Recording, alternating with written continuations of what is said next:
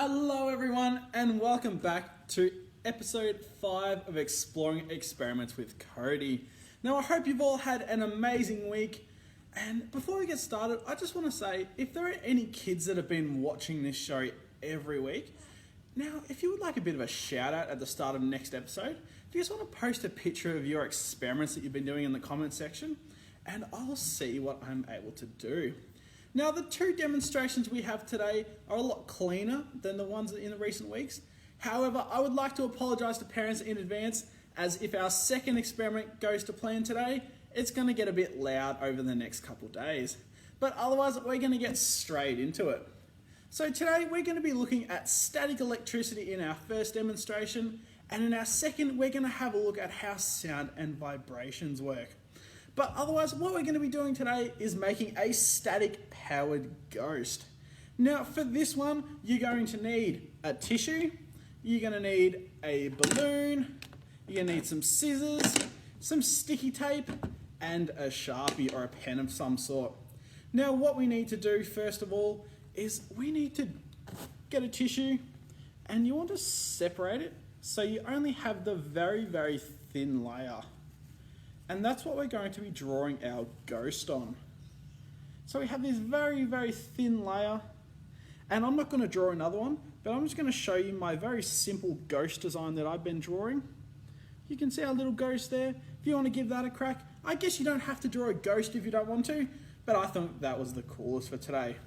But after you've done that, first of all, just make sure that when you are drawing on that, you draw over a piece of paper, as the Sharpie will go through and you don't want to be drawing on a texta or something. That's what I did accidentally before, so it's a good thing I had paper underneath. Now I have 3 different ghosts today. I have a very little one, a medium-sized one, and our nice big one here, because I would like to experiment with how it works with different sizes. After this, we've got our balloon. So you just want to blow that up.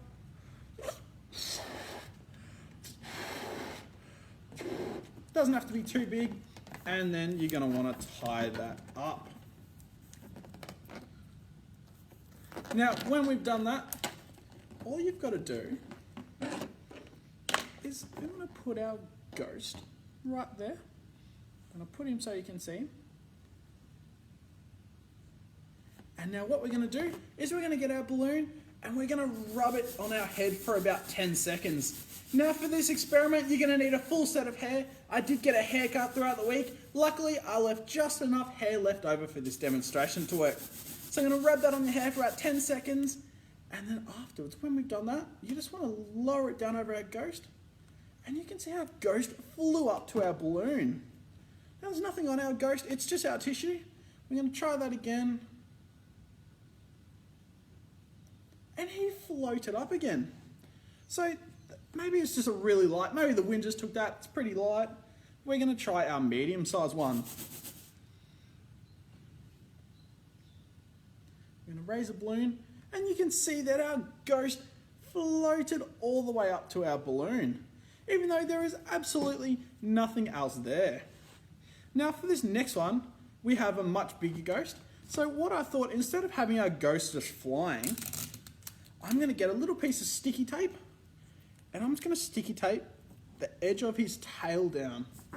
We're going to add some more static electricity to our balloon, and then when I lower it down to our ghost, you can see he floats up. And we can take the balloon away, and we can make our ghost dance. And you can see that the balloon is not touching our ghost at all. We're going to put him down. You see, if I use the other side of the balloon, nothing happens. But if I add some static electricity to it, our ghost floats right up. And we have our very own static powered dancing ghost. Now the reason this works is that when you get a balloon and rub it through your hair, what it does is it builds up invisible electrons with a negative charge, and they build up on the surface of our balloon. Now we cannot see this, and it would be very, very, very small, but they are there.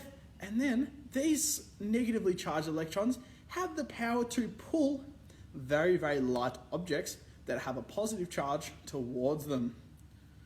And that's why we are able to get our dancing ghost to float up like that.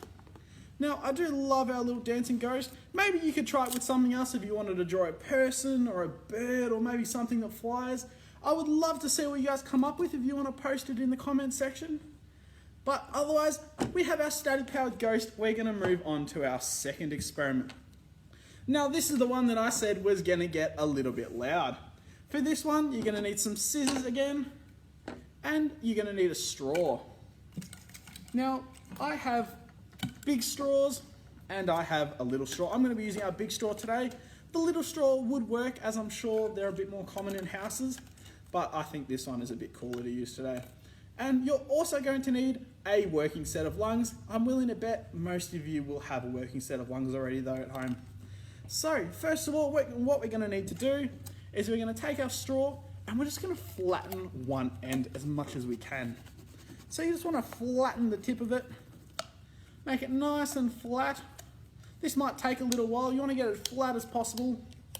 And then what we're going to do is we're going to cut a little arrowhead or triangles out of our straw here.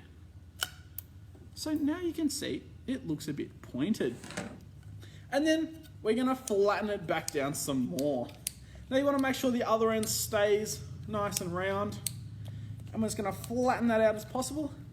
And then all you have to do is take the pointed end, be very careful not to poke yourself, put it in your mouth and blow as hard as you can, and we get our weird duck sound. Now this is called a duck call straw. As you can sound, it sounds a little bit like a duck. The sound will change depending on lots of different variables. It'll change depending on the size of our straw. It'll change depending on the length of our straw. But you can see it makes a very strange sound. And it does sound a little bit like a duck. Now I thought what I would try now is I'm just going to cut a little bit off the end of the straw. We're going to see if that changes anything. I think that sound was a little bit better. I'm going to try cutting a little bit more. This is going to be our last one. I'm going to blow on it one more time. And you can see that that one was much higher in the pitch that it came out as. I'm going to try that again. I think that works much better and sounds cooler. So if you can do lots of different experiments with your straws, we can now see that obviously it works a little bit better if you have a shorter straw. You know what? I'm going to try it one more time. I'm going to halve it again and see if that does anything. Oh, that was a very different sound than what I expected. Not quite as deep as the other ones. So now you know how to make your very own duck-billed straws. I'm sure the household is going to be very noisy for the next few days. Sorry again, parents, but that's science for you. But otherwise, the reason our straw works like this is that when you cut your little triangles into our straw at the end, I have a full-size one here, the thing is all sound comes from vibrations. So when you have our two little triangles and you put that in your mouth and you blow on it, what happens is our 2 points are going together and vibrating a lot and very, very quickly. And this is creating sound that then travels through our straw and comes out, which is why the sound is different depending on the length of the straw and the width of the straw. Maybe you could try it with a small one and tell me what happens.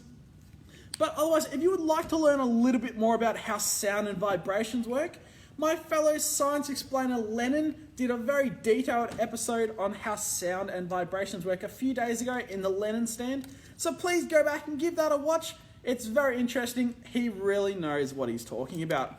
But otherwise, that is our 2 demonstrations for today. I hope you guys have as much fun as I had fun making this. But otherwise, have an amazing week, and I'll see you all at this time next week.